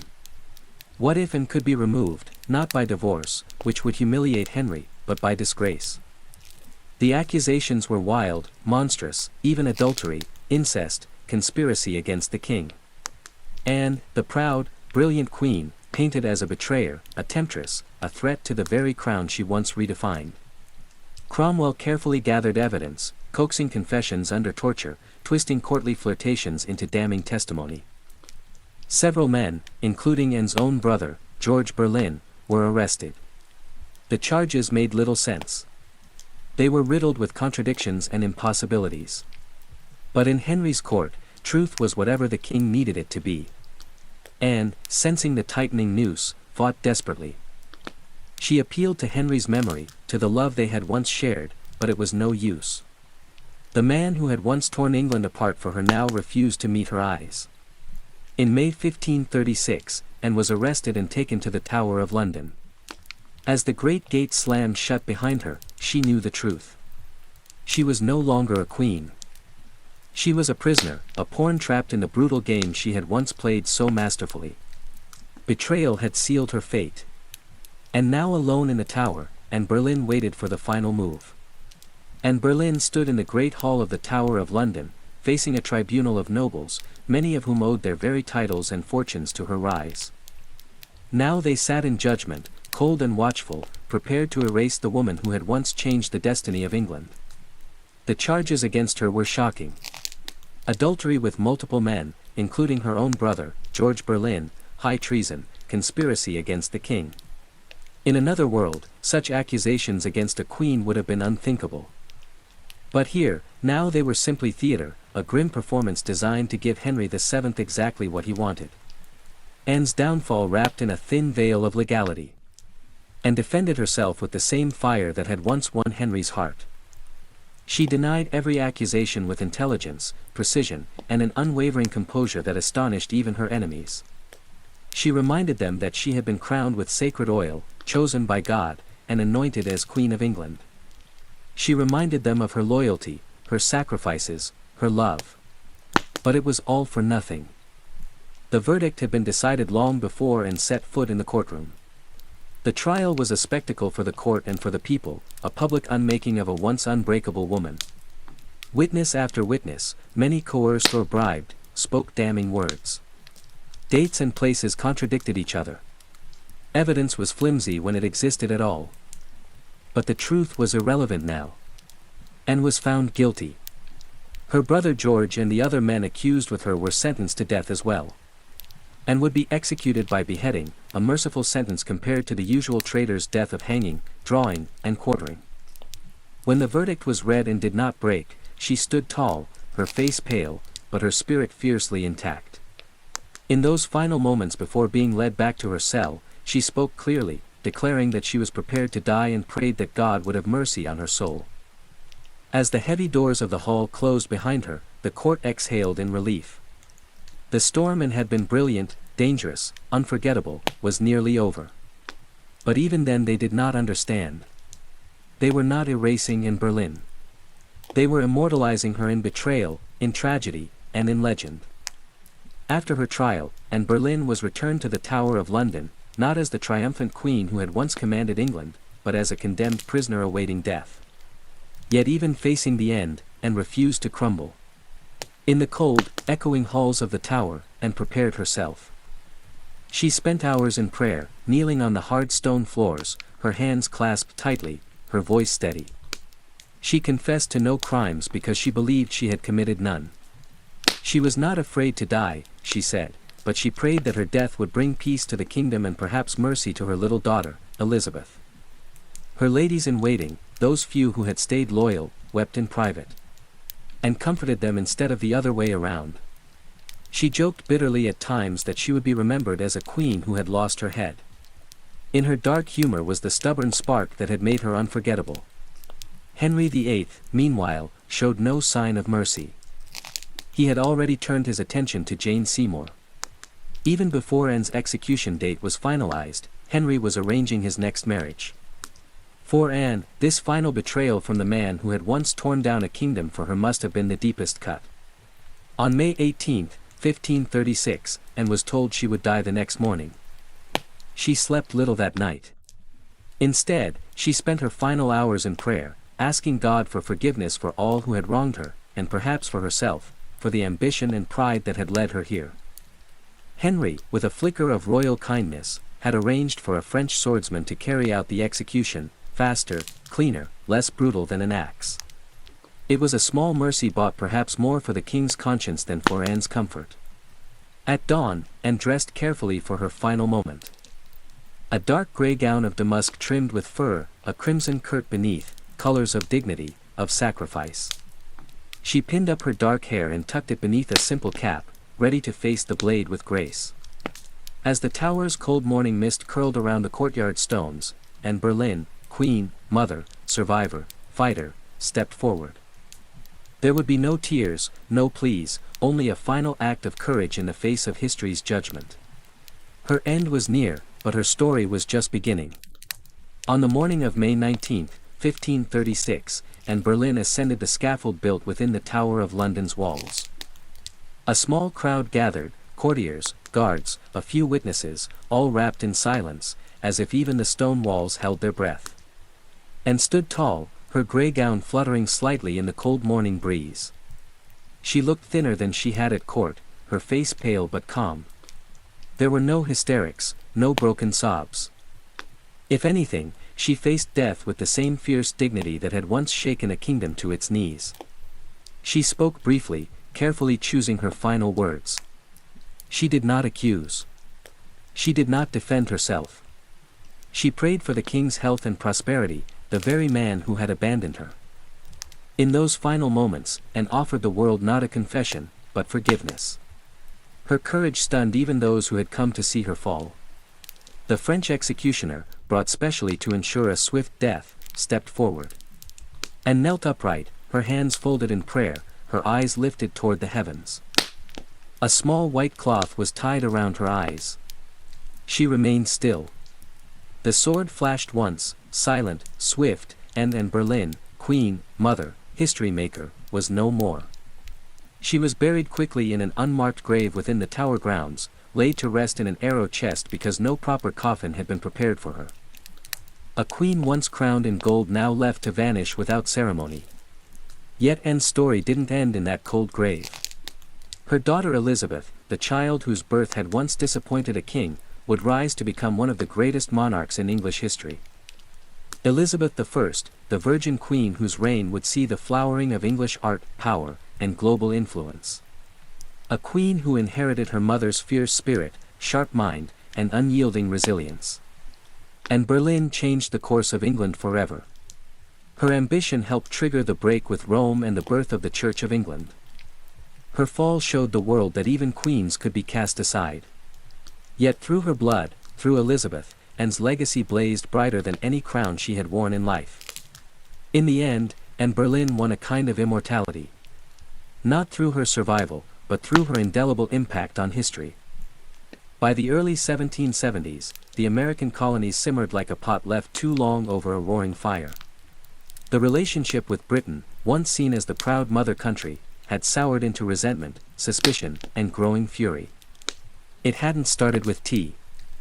Years earlier, the Stamp Act had enraged colonists by placing taxes on everything from newspapers to playing cards. That was followed by the Townshend Acts, taxing essentials like paper, glass, and paint. Each new law passed thousands of miles away by a parliament in which the colonists had no representation was like another spark landing in dry brush. At first, the anger showed itself in polite petitions and fiery pamphlets. Colonial assemblies drafted formal protests. Merchants organized boycotts. Writers like Samuel Adams and John Dickinson filled newspapers with passionate arguments about liberty and rights. But as time wore on, frustration deepened into something darker. A slow realization that Britain wasn't listening. Worse, Britain didn't care. Many colonists clung to the hope that if they just made enough noise, if they just reasoned hard enough, Parliament would repeal the taxes, and sometimes they did. The Stamp Act was famously repealed after loud colonial protest. But every small victory was followed by new legislation, new taxes, new insults. It wasn't about the money. It never really was. The taxes themselves were modest by British standards. What infuriated the colonists was the principle. They were being taxed without consent, treated as subjects rather than citizens, ruled like distant possessions rather than partners. Boston, more than any other city, became the beating heart of resistance. The Sons of Liberty, a secretive, fiery group of patriots, grew louder and bolder. In 1770, tensions exploded into violence when British soldiers fired on unarmed civilians in what became known as the Boston Massacre. Blood had already stained the cobblestones. Trust was a thing of the past. By 1773, the colonies were teetering on the edge. A final insult would tip them into open defiance, and it came not in the form of soldiers or new laws or armies, but in the quiet, seemingly harmless shape of crates stacked with tea. The colonists didn't know it yet, but the night that tea floated in the cold waters of Boston Harbor, the world would change forever. In 1773, Parliament made a critical miscalculation. Believing the American colonies would quietly accept cheaper tea, they passed the Tea Act, a law that was supposed to save the struggling British East India Company and incidentally reassert Britain's right to tax the colonies. On paper, it looked like a good deal. The Tea Act allowed the company to sell tea directly to the colonies, cutting out the middlemen, slashing prices, and offering a luxury product at a bargain, a few pennies cheaper. What could possibly go wrong? Everything. Because the problem wasn't the price of tea, it was the principle behind it. The Tea Act left the hated tax on tea firmly in place. Accepting the tea, even at a discount, would mean acknowledging Parliament's right to tax the colonies without their consent. To many Americans, that was unthinkable. A surrender of the liberties they had fought to protect for more than a decade. The news of the Tea Act spread like wildfire through the colonies. Merchants fumed. They saw their livelihoods threatened by a monopoly that would crush local trade. Patriots raged at the hidden message. The Crown still believed it could do whatever it pleased.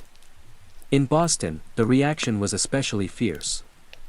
Already a city scarred by the Boston Massacre and years of economic hardship, Bostonians recognized the Tea Act for what it was, a trap disguised as a bargain.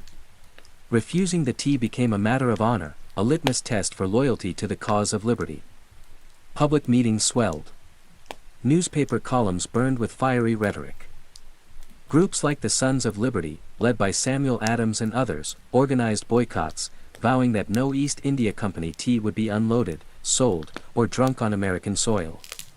All across the colonies, ships carrying the controversial tea were turned away by local resistance. In ports from New York to Charleston, the message was clear. We will not be bought. But in Boston, fate twisted differently. 3 ships, the Dartmouth, the Ella, and the Beaver, arrived, anchored in the harbor, and sat there, refusing to leave.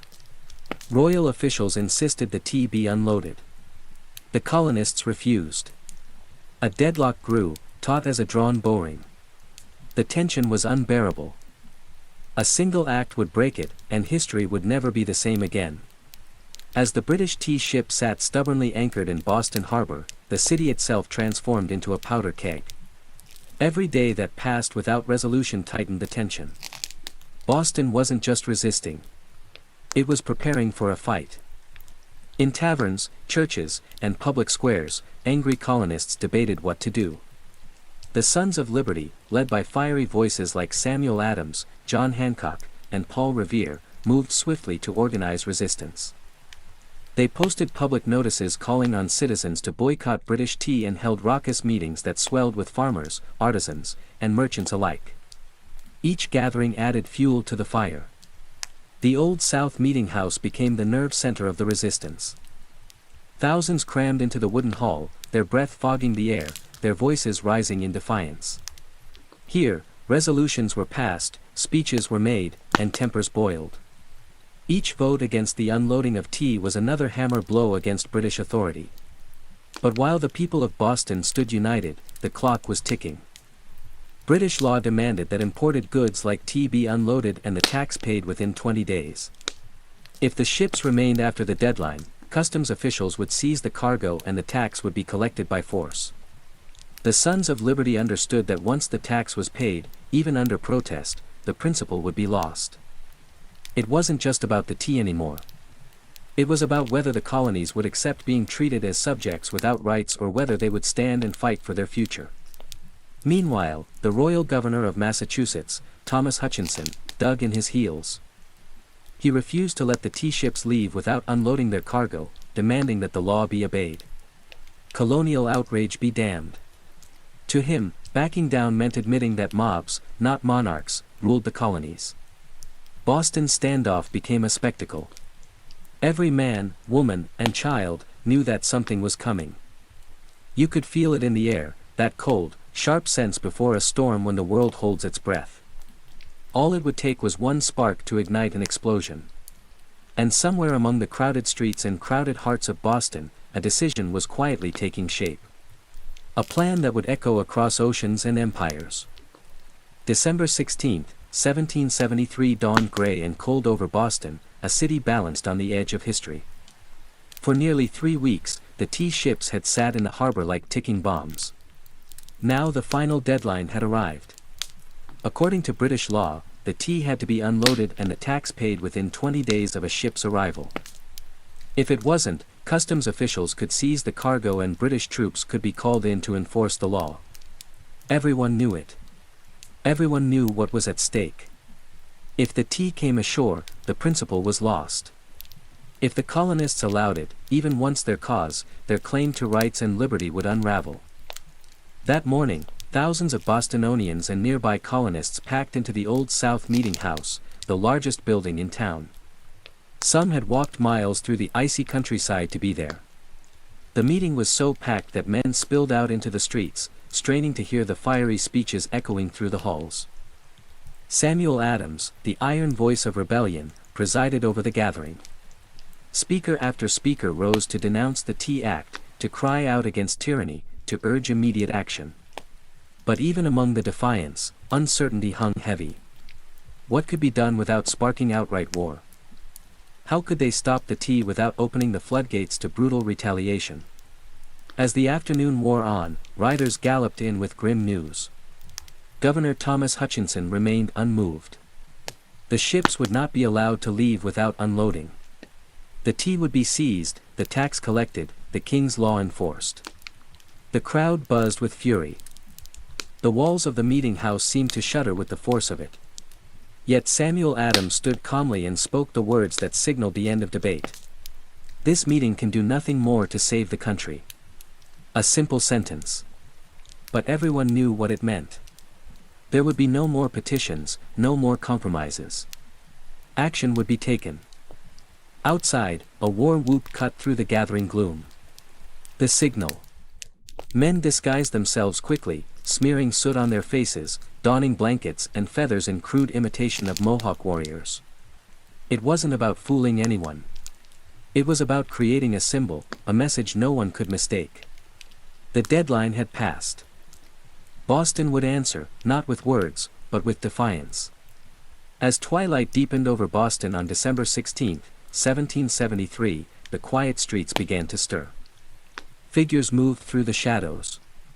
Ordinary men cloaked in rough blankets, their faces blackened with soot, some adorned with feathers.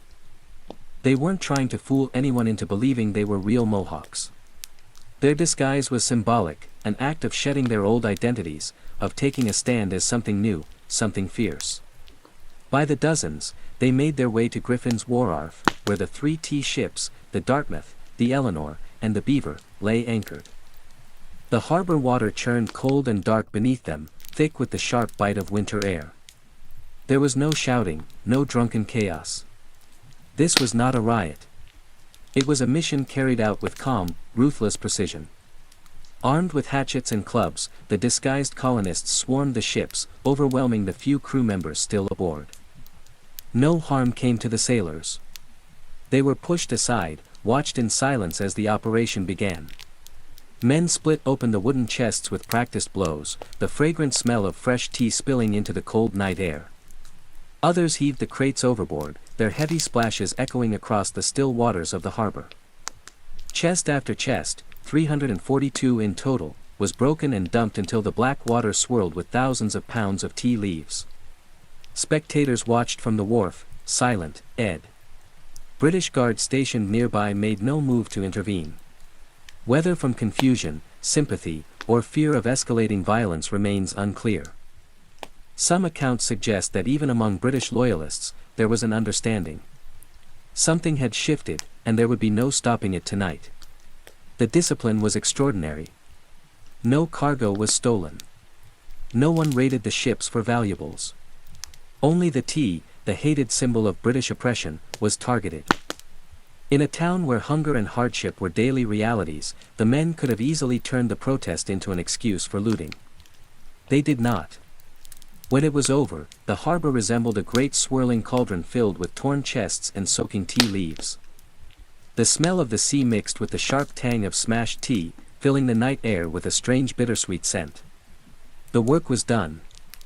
Silently, the men disappeared into the night, vanishing into the alleys and back streets of Boston. They left behind no names, no leaders, no claims to fame, only the unmistakable mark of revolution.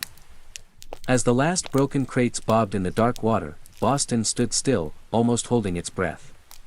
The Boston Tea Party wasn't a riot, a brawl, or a drunken spectacle. It was something far rarer, an act of cold, deliberate defiance carried out under the cloak of night. The harbor was transformed into a giant swirling teapot. Thousands of pounds of East India Company tea floated in great mats on the water, staining it black. Some colonists, curious and rebellious, scooped handfuls of soaked leaves from the harbor, only to be chastised by the Sons of Liberty patrolling the docks. Nothing was to be salvaged. No one would profit from this night's work. This was principle, pure and simple. The town woke the next morning to the smell of salty tea hanging heavy in the air. News spread like wildfire. Word of mouth, letters, broad sheets. By midday, everyone from apprentices to merchants knew what had happened. And opinions split fast. Among patriots there was pride, a fierce, swelling pride, that ordinary men had stood up to the mightiest empire in the world and struck a blow for liberty. Among loyalists and moderates, there was horror. To them, the destruction of property was reckless, dangerous. Had the colonies crossed a line they couldn't walk back from? Governor Thomas Hutchinson raged in his mansion, furious not only at the destruction, but at the message it sent. If the king's authority could be defied so brazenly in Boston, where else might rebellion spark? British officials were stunned. They had expected protests, boycotts, maybe another riot like those that had broken out over the Stamp Act. They hadn't expected organized, disciplined revolutionaries to calmly destroy tens of thousands of pounds of royal property without so much as breaking a window. The ship's captains, the Dartmouth, the Ella Lenina, the Beaver, could only watch helplessly as their cargo disappeared beneath the waves. In the official ledgers, the night's loss would be tallied at over £10,000 British pounds, a fortune. But the real loss wasn't measured in pounds sterling or ruined tea. It was measured in trust, in loyalty, in the fragile illusion that Britain still ruled her colonies with consent. The night the tea sank, something deeper rose to the surface. A shared undeniable truth. The age of peaceful protest was ending. A reckoning was coming and Boston was ready. When word of the Boston Tea Party crossed the Atlantic and reached London, the reaction was swift and furious. To British officials, it was not simply a protest. It was rebellion, an open, mocking challenge to royal authority that could not be ignored. King George III, upon hearing the news, was said to have grown cold with anger. Parliament, already frustrated by years of colonial disobedience, exploded in outrage. They demanded punishment not just for the city of Boston but as a warning to all the American colonies. The result was a series of laws so harsh they were quickly nicknamed the Intolerable Acts in America. The first blow came swiftly, the Boston Port Act.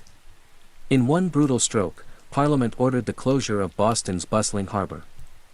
The economic lifeline of the city until the destroyed tea was paid for and order restored. Ships could no longer enter or leave. Trade vanished. Goods and supplies dried up. Boston, once vibrant and noisy, grew quiet, its docks eerily still. But the punishment didn't stop there. The Massachusetts Government Act stripped the colony of its self-governing rights, placing it firmly under the king's appointed officials.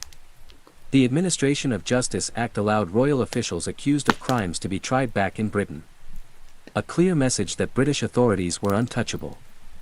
And to make sure the colony's new force was an option, British soldiers were quartered throughout Boston, living among the very citizens they were meant to subdue. The message was clear. Rebellion would be crushed. Liberty was a luxury the Crown would no longer tolerate. But Parliament's heavy hand had an unintended effect. Instead of frightening the other colonies into submission, it outraged them. News of Boston's suffering of its port closed, its people starving under martial law, stirred deep sympathy and righteous anger throughout America. Wagon loads of food and supplies poured into Boston from neighboring colonies. Letters of support, pledges of unity, and secret meetings began to weave the once fragmented colonies closer together. What had once been a Massachusetts problem was rapidly becoming an American one. In punishing Boston, Britain had hoped to make an example of them. Instead, they made Boston a symbol, a rallying cry for resistance. The flames of revolution, once flickering in isolated pockets, now began to blaze from colony to colony, and there would be no easy extinguishing them.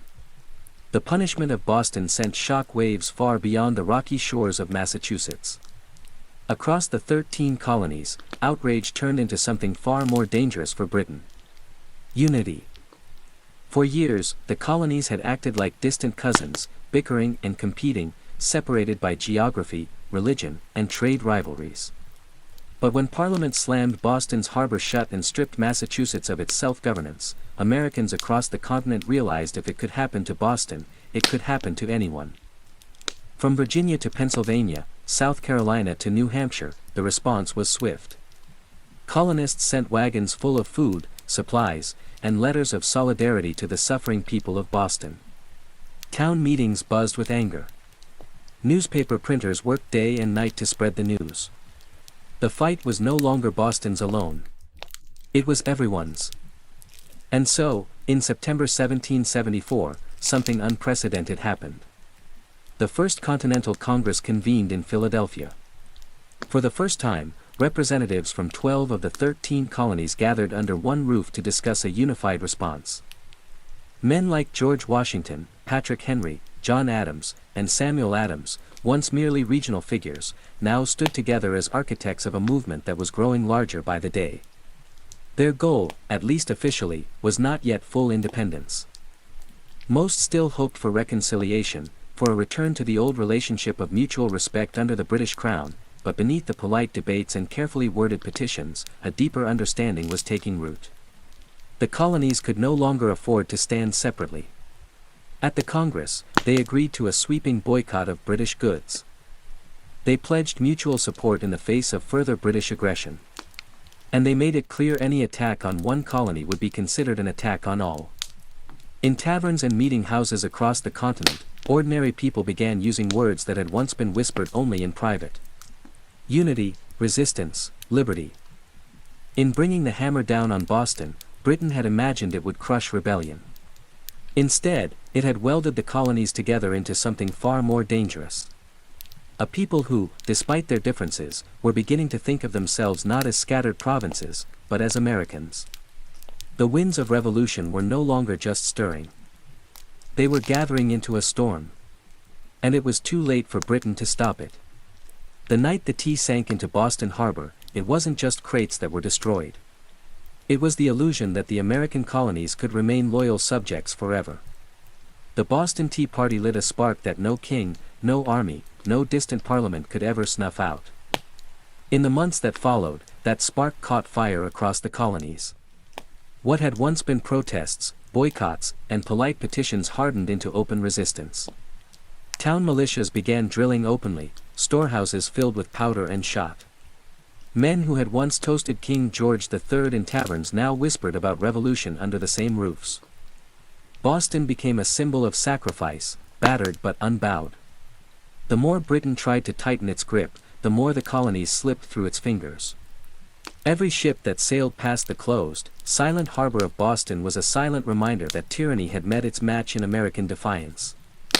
When Parliament passed the Intolerable Acts, they intended to make an example out of Boston to scare the other colonies into submission. Instead, they had created a martyr city, a rallying cry. From Georgia to New Hampshire, colonists realized that their fates were tied together. Resistance was no longer about tea. It was about survival, identity, freedom. By the spring of 1775, the tension reached a boiling point outside Boston. In the villages of Lexington and Concord, British troops sent to confiscate colonial weapons instead found armed farmers, ordinary men ready to defend their rights with musket fire. The first shots of the American Revolution rang out, a direct line traced back to the moment when men chose principle over profit and dumped a fortune's worth of tea into the harbor. The Boston Tea Party showed the world that revolution doesn't always announce itself with trumpets and banners. Sometimes it starts quietly with a small group of determined people standing in the cold, choosing defiance over fear. In dumping the tea, the colonists weren't just rejecting attacks. They were rejecting an empire. And though the road ahead would be bloody, bitter, and uncertain, one thing had become clear that night in Boston Harbor. The American colonies were no longer loyal subjects. They were something new, something dangerous. They were revolutionaries, and they were just getting started. All before the towering pyramids of Giza, before Mesopotamian cities buzzed with life, before Stonehenge stood against the sky, there was Corral. Hidden away in the dry valleys of coastal Peru, Corral rose in silent majesty nearly 5,000 years ago, then faded into near complete oblivion, swallowed by sands and forgotten by history. For centuries, the world did not even know it existed. The Super Valley, where Carroll once thrived, seems at first glance an unlikely place for civilization to bloom. The landscape is parched, barren, the river little more than a thin silver thread winding through rocks and dust. To most eyes, it looked inhospitable, a place abandoned by life. Yet, it was here, amid the desolation, that one of humanity's earliest great cities took shape. Corral wasn't just a collection of scattered huts or a temporary trading post. It was a planned city sprawling over 150 acres filled with pyramids, plazas, residential quarters, and ceremonial spaces. It had scale, purpose, and vision. A complex society blossoming centuries before the Egyptians began stacking stones into pyramids of their own. The people of Carroll achieved this without the wheel, without written language, without metal tools. They built massive structures from stone and earth with nothing but ingenuity, communal effort, and the raw power of human will. Yet for thousands of years, Carroll's existence remained a secret. Even when travelers stumbled across the strange weathered mounds scattered across the valley, they mistook them for natural formations, mere hills sculpted by the desert winds. No one imagined that beneath the sand lay one of the oldest cities in the world, predating even the civilizations that history books had crowned as the firsts. It wasn't until the late 20th century that archaeologists led by Ruth Shady uncovered the truth. What they found buried in the dust of time would rewrite the story of the Americas and force the world to reconsider what it thought it knew about the birth of civilization itself. Carroll had risen, flourished, and fallen in total anonymity. Now, after millennia of silence, its stones are speaking again, whispering of a peaceful, intelligent people who built a world of complexity and wonder in a land where life itself seemed impossible. And this was only the beginning of their story. At first glance, the Sup Valley looks like a place where life should struggle to exist. Harsh winds sweep across endless stretches of sand and stone. The sun beats down mercilessly, drying out the earth, baking the landscape into cracked, brittle sheets. Water is scarce, the river a meandering thread, fighting for survival. To the untrained eye, it is a wasteland, barren, empty, forgotten by the gods. But the people of Corral saw something different. They did not see a desert to be feared. They saw a canvas to be shaped. They recognized the river, however modest, as the lifeblood of possibility. And so, with patience, ingenuity, and sheer determination, they turned this unforgiving place into a thriving oasis of life and culture. Their first victory was agriculture. They learned to tame the river's seasonal floods, building simple but brilliant irrigation systems that channeled water across the valley floor. Where others saw sand and dust, they coaxed green shoots of hope. Cotton, beans, squash, guava, sweet potatoes. Cotton, in particular, became their treasure. It was spun into fishing nets and textiles, fueling trade with coastal villages and creating bonds that stretched far beyond their desert home. But growing crops was only part of their mastery. The people of Corral understood that survival in the desert required balance. They worked with nature, not against it. They built their homes and plazas from stone and earth designed to withstand both scorching heat and the rare, punishing rains that occasionally swept through the valley. They studied the stars and seasons, planning their harvests with the precision of master astronomers. Trade became the veins and arteries of Corral's economy. Dried fish, cotton, fruits, and handmade goods flowed up and down the coast. In exchange, Carroll received exotic goods. Colorful shells from the Pacific, rare stones from the Andes, ideas from distant peoples. They were not isolated. They were connected. In a land where survival seemed impossible, Carroll thrived through intelligence, innovation, and community. They didn't conquer the desert with brute force. They partnered with it, learning its rhythms, respecting its power, building a society that was not just functional. It was extraordinary. Against the odds, Carol blossomed into a beacon of civilization, and it was only beginning to rise, rising out of the desert like ancient guardians. The pyramids of Corral defy everything we thought we knew about early civilization in the Americas. These were not small, crude structures built by primitive hands. They were massive, deliberate works of architecture created by a people with vision, organization, and ambition.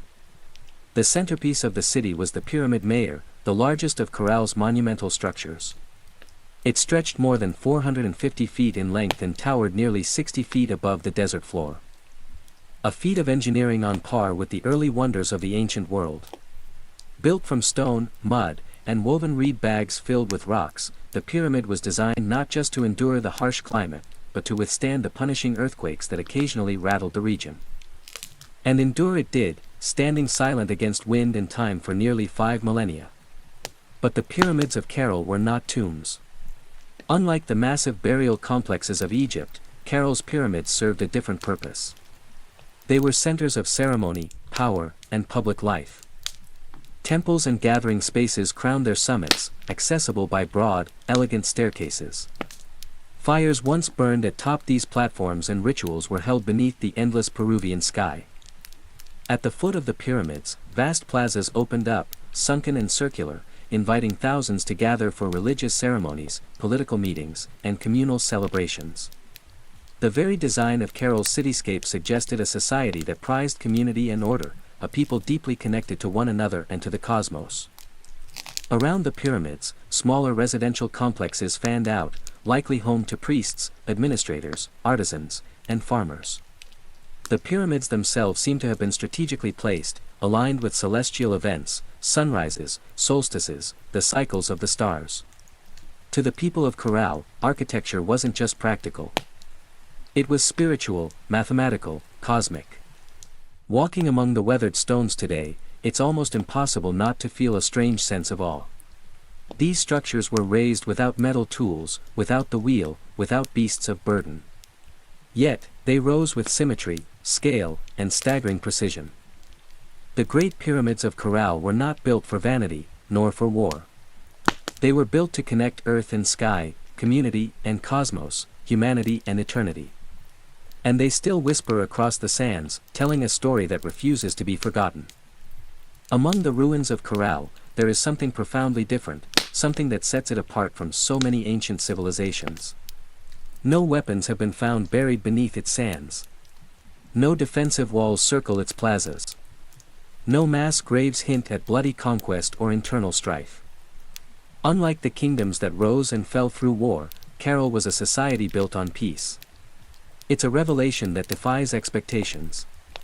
Here was a civilization that flourished not through violence, but through cooperation, trade, and shared belief. The people of Corral seem to have invested their energy not in armies or fortresses, but in architecture, astronomy, music, and communal life. Their plazas and pyramids weren't monuments to victory over enemies. They were centers of celebration, worship, and governance. This was a civilization that chose to gather rather than conquer, to negotiate rather than destroy. Trade was the lifeblood of Carol's success. Cotton grown along the fertile river banks was spun into fishing nets that were traded with coastal communities. In return, Carol received dried fish, an essential source of protein, and exotic goods from faraway places. Colorful shells from the Pacific, precious stones from the highlands, and even rare tropical fruits from distant valleys. This wide network of trade stitched the region together, binding far-flung communities into a peaceful web of mutual benefit, and in the center of it all, Carol thrived as a cultural and economic hub. Religious and ceremonial life played a vital role in maintaining social harmony. The city's grand public spaces and sunken plazas likely served as stages for rituals that united the people under shared spiritual beliefs. Music filled these gatherings. Flutes carved from condor bones, drums made from deer hides, creating soundscapes that echoed across the desert, tying individual lives to something greater. Leadership, too, appeared to rely less on military strength and more on spiritual authority and civic organization. The city's leaders must have coordinated massive construction projects, seasonal agricultural cycles, and complex trade agreements. All without leaving behind the brutal scars of war. In an ancient world so often defined by conflict, Corral stands as a shining exception, a reminder that civilization does not have to rise on the broken backs of the conquered. It can instead be built by the quiet power of collaboration, creativity, and trust. At Carroll, the stones still seemed to hum with echoes of a world long gone. It was not just a city of buildings and trade. It was a city alive with sound, ceremony, and spiritual rhythm. Music and ritual were woven into the very heartbeat of Carroll civilization. Archaeologists digging carefully through the dry sands uncovered a treasure trove of ancient instruments, flutes crafted from the bones of condors and pelicans, whistles fashioned from deer antlers, small drums stretched with animal hides. These artifacts were not simple toys. They were crafted with care, tuned to specific notes designed to carry sound across the wide-open plazas of the city. In a world without written language, music spoke the language of the soul. Imagine it. The low thrum of drums rising at dusk, flutes keening like the desert wind, feet stamping on the sunken plazas as hundreds gathered under the fading light. Fires would crackle atop the pyramid platforms. Priests dressed in intricate woven garments would chant to the gods of the river, the earth, the stars. In those moments, Carroll was not just a city. It was a symphony. The layout of Corral itself suggests that ritual life was at its core. The grand plazas were not mere open spaces. They were stages for communal ceremonies, carefully designed to draw people together. The sunken circular courts acted like ancient amphitheaters, focusing sound and sight onto the rituals performed at their centers. And above them all, the pyramids loomed.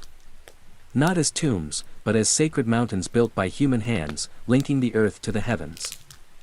Rituals likely marked the turning of the seasons, the cycles of planting and harvest, the movements of the stars. Music was not just entertainment. It was a bridge between people, between nature and the divine, between the known and the mysteries beyond. No violent murals, no terrifying gods of war, no bloodthirsty sacrifices. In Corral, the spiritual world seems to have been one of harmony, celebration, and reverence. Even today, when the desert wind whistles through the ruins, you can almost hear it. The faint strains of ancient music. The forgotten songs of a people who found beauty, meaning, and connection in the heart of the harsh, endless sands. Carroll wasn't just a place of music, trade, and ritual. It was a marvel of engineering, a testament to human ingenuity in one of the harshest landscapes on Earth. Without metal tools, without the wheel, without draft animals, the people of Carroll shaped a city of stone and earth that has endured nearly 5,000 years. Their achievements were astonishing. Massive pyramids rose from the desert floor, constructed not with small, fragile bricks, but with enormous stones carried across the dry valley. Workers transported rocks using reed bags, ingenious baskets strong enough to bear heavy loads woven from the very plants that grew along the river banks. Layer upon layer they built with care, stacking stone and filling the interiors with rubble to create structures that could withstand not only time but nature's fury. And they understood nature well. Corral lies in a region prone to violent earthquakes. Yet their pyramids and plazas survived largely intact. How? By mastering earthquake-resistant architecture. Builders used flexible construction techniques, layered fills, wide foundations, and rounded corners that allowed their monuments to absorb and dissipate seismic energy. It was engineering born not from textbooks, but from an intimate knowledge of the earth itself. Water management was another silent triumph. Despite living in a desert, the people of Carroll developed sophisticated irrigation systems. Channels and canals carefully guided river water to their agricultural fields, allowing crops to flourish even during dry seasons. No water was wasted. Every drop mattered. The layout of Corral itself reflected brilliant urban planning. Major structures aligned with key astronomical points, suggesting a deep understanding of the solar cycles. The sunken plazas with their precise geometry were more than gathering places. They were instruments for tracking the heavens, allowing priests and astronomers to predict seasons crucial for survival. Even the city's organization spoke of a complex society. Residential zones, administrative areas, ceremonial centers, all were arranged in harmony, balancing communal life with sacred spaces. They built not just for the moment but for generations. Today, as modern engineers marvel at corral's resilience, they are reminded that greatness is not measured by technology alone. Sometimes the deepest wisdom lies in understanding the forces of nature, in working with the land, not against it. Corral's stones have endured storms, quakes, and the erosion of time itself.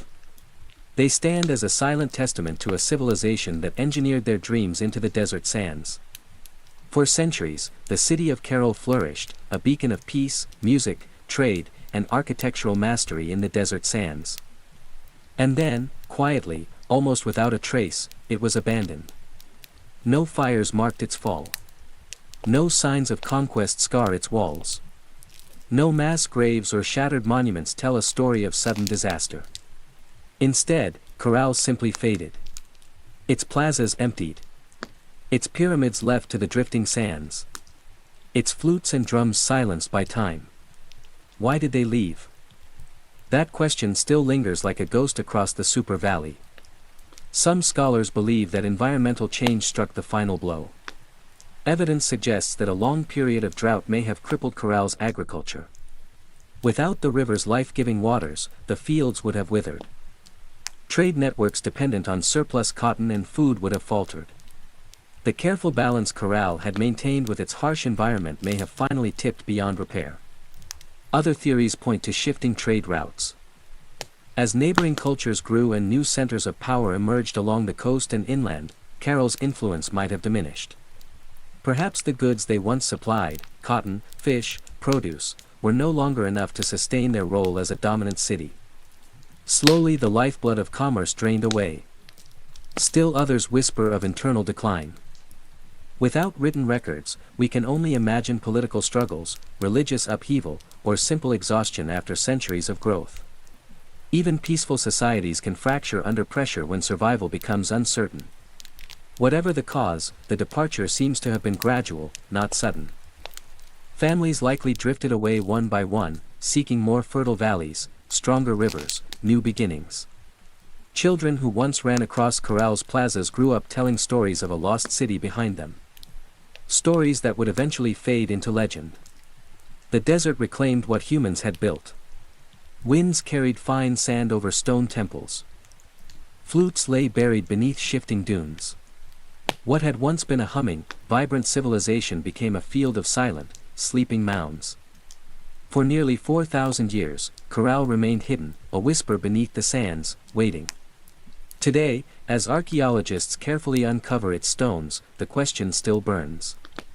How does a city so advanced, so beautifully crafted, simply vanish? Perhaps the truth is that even the greatest civilizations, no matter how wise or peaceful, are still fragile, threads woven into the tapestry of time, forever vulnerable to the unseen forces of change. For millennia, Carroll lay forgotten, buried beneath the silent sands of the Super Valley. Travelers passed the strange rounded hills that dotted the landscape, never suspecting that beneath their feet lay the ruins of a civilization older than the pyramids of Egypt. To them, these were just natural formations, mounds shaped by the wind and time. It wasn't until the late 20th century that the world would finally hear Carroll's voice again. In the 1990s, Peruvian archaeologist Ruth Shady led a team into the Soup Valley, driven by curiosity and a growing sense that these hills might hold secrets no one had yet uncovered. What they found would rewrite the story of human civilization in the Americas. Layer by painstaking layer, the sand was brushed away. Beneath it emerged walls of carefully cut stone, grand staircases, sunken plazas, pyramids, a city far older than anyone could have imagined. Radioarbon dating confirmed the unbelievable. Corral was over 4,600 years old, thriving at the same time as the earliest civilizations in Mesopotamia and Egypt. It was a discovery that shook the foundations of archaeology. Before Carroll, scholars believed that civilization in the Americas developed much later, shadowed by the great empires of the Old World. Corral changed everything. It proved that the Americas had birthed monumental architecture, complex urban life, and social organization independently long before the rise of the Incas or the Mare. Ruth Shady and her team found not just stone and rubble, but the remnants of life, musical instruments, fishing nets, textiles, ancient knot records, and even offerings made to the gods. Each artifact told a story of a people who had built a society with vision, intelligence, and profound creativity. Carol's rediscovery was more than an academic triumph. It was a resurrection. A civilization that had slept beneath the desert for thousands of years now stood revealed under the open sky once more. Its plazas kissed by the same winds that had once carried the sounds of flutes and the laughter of children. Today, Carol is recognized as a UNESCO World Heritage Site. A fragile, priceless link to humanity's earliest dreams of building, belonging, and believing. The sands had hidden Corral well. But in the end, the stones endured, waiting for someone to listen, to see, to remember. Carol stands today as a silent giant, a reminder that civilization's roots stretch far deeper than we once believed. Among its pyramids and plazas, the ancient stones whisper a story that reshapes our understanding of humanity's journey. A story not of conquest and bloodshed, but of harmony, ingenuity, and hope. Long before the towering empires of Greece, Rome, or even Egypt, the people of Corral were building something extraordinary. They raised pyramids without the wheel. They mapped the stars without written records. They created a thriving society rooted in trade, music, ritual, and engineering, all without leaving scars of war upon the land. In an era often defined by conflict, Corral offers another vision of what civilization can be. A society that valued connection over conquest, knowledge over domination. It reminds us that complexity does not require violence. That greatness is not measured by how many armies march across a battlefield, but by how a community comes together to build, to create, to dream. Carol's legacy reaches far beyond the dry sands of the Soup Valley. It challenges old assumptions that civilization had a single cradle, that urban life and monumental architecture belonged first to the Old World. Carol proves that humanity's spirit of innovation and aspiration arose independently in many corners of the earth, shaped by different hands, but driven by the same eternal desires to endure, to celebrate, to reach toward the divine. Today, walking among Corral's weathered ruins, you can almost hear it. The pulse of drums, the low hum of flutes, the murmur of traders bargaining in the plazas, the laughter of children racing through stone alleys under a sky of endless stars. Their lives, their dreams, their stories are still with us, etched into the bones of the earth. Carol teaches us that even when civilizations fall, their spirit can endure. Sleeping under sands, waiting to be remembered, waiting to inspire again. In the great timeline of human history, Corral shines not just as a relic of the past, but as a beacon for the future. A reminder that even in the harshest deserts, even under the heaviest sands, the seeds of wonder, wisdom, and peace can take root and build a world that reaches for the stars.